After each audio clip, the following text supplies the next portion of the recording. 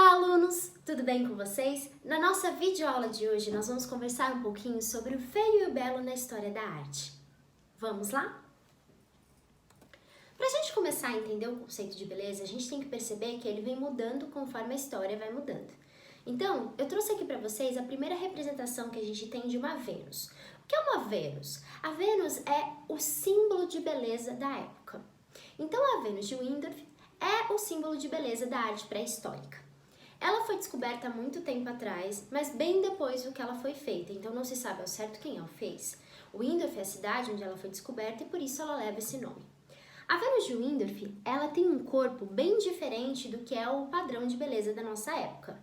Ela tem seios fartos, porque eles acreditavam que a mulher nesse período ela tinha que se reproduzir, ela tinha que ser uma boa mãe, uma boa paredeira. Horrível falar essa palavra, mas era bem a ideologia dos homens da caverna naquela época. Eles precisavam se reproduzir e ter uma nova geração. Por isso, a mulher da época tinha que ter seios fartos e ancas largas para conseguir ter bons filhos. Era assim que eles acreditavam que uma mulher conseguiria ser uma boa mãe. Bom, a mulher desse período tem esse padrão de beleza. Vamos para o próximo?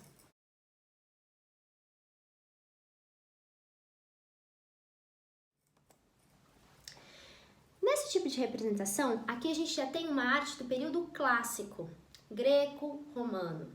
Então, nós temos um tipo de escultura que era um dos mais realistas e mais pregados numa estética verdadeira, em que o homem nesse período era o centro do universo. Então, nesse período, tem uma preocupação muito grande com o corpo representado na escultura ter as medidas corretas, certo? Nesse período também surgiu esse tipo de medida, em que o corpo humano é o tamanho de 8 cabeças. Vocês são crianças, adolescentes que estão crescendo e ainda não têm o tamanho correto que vocês vão ficar na vida adulta. Mas, por exemplo, eu que já não cresço mais, se eu pegar o tamanho do meu pé e colocar aqui no meu antebraço, vai dar exatamente o tamanho do meu pé. Nós somos todos proporcionais.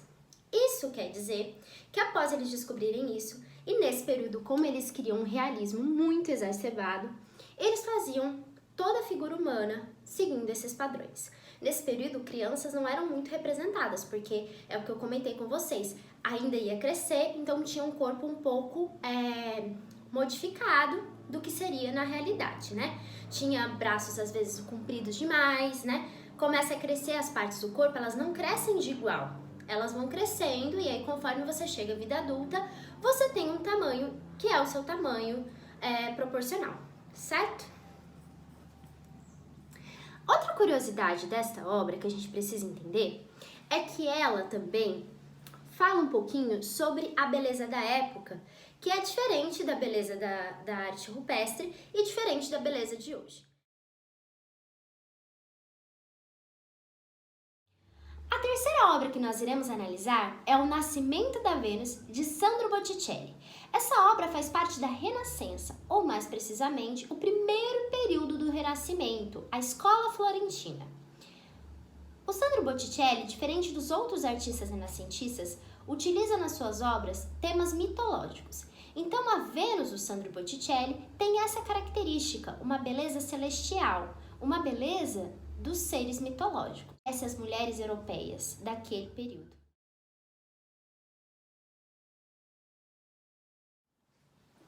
A quarta obra que eu gostaria de mostrar para vocês é de um artista impressionista chamado Renoir. O movimento impressionista foi muito importante na arte porque ele quebra paradigmas. Com a descoberta da máquina fotográfica, os artistas já não viam mais sentido e também não recebiam encomendas, já que era muito mais barato fazer uma foto que era feita em segundos e conseguir um tipo de representação realista do que pedir para um pintor. Então os artistas começaram a pensar em como eles poderiam produzir uma arte que saísse de perto da fotografia, apesar de hoje a gente saber e considerar fotografia como arte. Nesse período, os artistas então resolveram captar algo que a câmera fotográfica não conseguia captar: a impressão dos artistas, a pincelada do artista.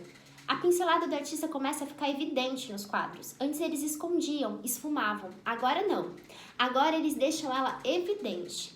E o Renoir faz isso como ninguém. A coisa mais importante que a gente tem que pensar nessa obra que eu escolhi é o tipo de representação de figura feminina, que foge bastante do período clássico, que eu mostrei anteriormente, e do período da Renascença. Nessa obra, o artista traz uma figura feminina fora dos padrões de estética de beleza da época, um corpo mais gordinho. Esse corpo, ele tem dobrinhas, ele traz um corpo mais realista no sentido de que um corpo que uma mulher consegue alcançar. E a torna uma beleza única, coloca ela como musa inspiradora e personagem principal da sua obra. E agora eu vou trazer para vocês dois artistas modernistas que vão servir de referência para o trabalho de vocês. O primeiro artista é o Mongigliani. Mongigliani é um artista que busca, através de figuras femininas muito magras, explorar a feiura na arte. Uma feiura por quê? Porque não é o tipo de representação de mulher também que as pessoas estão acostumadas. Elas têm o rosto muito magro e principalmente o pescoço muito fino e comprido. Então ele traz essa estranheza. O feio da arte tem esse critério. Ele traz uma estranheza. Ele faz a pessoa achar que aquilo não dá certo, que tem alguma coisa errada. No começo, quando você observa as obras do Mongigliani, apesar de a gente ter mais contato com a arte moderna, crescer no meio disso e conseguir ver essa obra como uma obra formidável, ele também traz um pouco de estranheza quando a gente observa. E é isso que o artista quis mostrar. Nesses corpos magros, ele representa uma figura humana bem diferente do realismo, mas um estilo próprio, bem harmônico e bacana.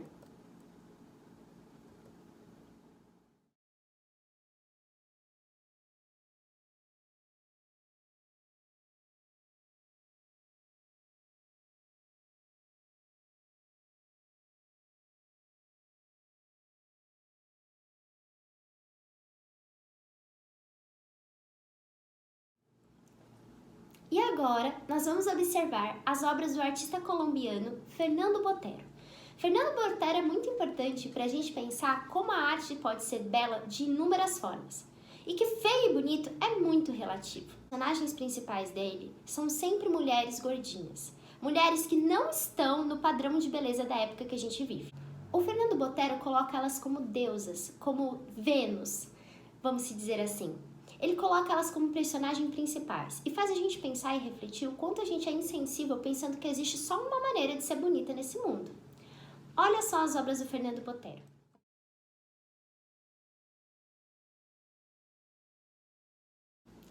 Eu gosto muito dessa obra da Mona Lisa porque ele faz a gente rever tudo que a gente aprendeu sobre arte, principalmente sobre o conceito de beleza. A Mona Lisa, ela foi tida como uma das principais obras de retratos mais belos do mundo.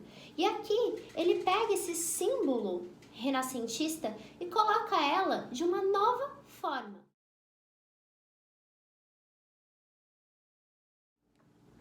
Aqui ele faz uma brincadeira com as bailarinas. Quem conhece o Edgar Degas sabe que ele adorava pintar bailarinas, mas as bailarinas do Degas têm um corpo bem específico. Percebe como ele coloca essa bailarina com um corpo que não é um corpo muito utilizado nas pinturas de balé, para dizer que todos nós podemos dançar? Que o seu corpo não influencia o seu tipo de dança? Isso é muito bacana e nos faz refletir sobre várias coisas em relação ao nosso corpo.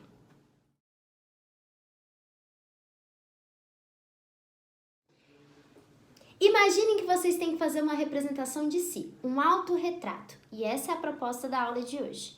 Faça um autorretrato com o material que você tiver na sua casa e poste no Google Classroom. Eu gostaria de saber, se você se representando, você preferiria ser um pouquinho mais Mongigliani ou um pouquinho mais Botero?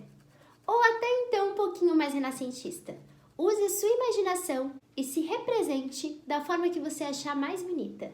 O importante é a gente se sentir bem do jeito que a gente é.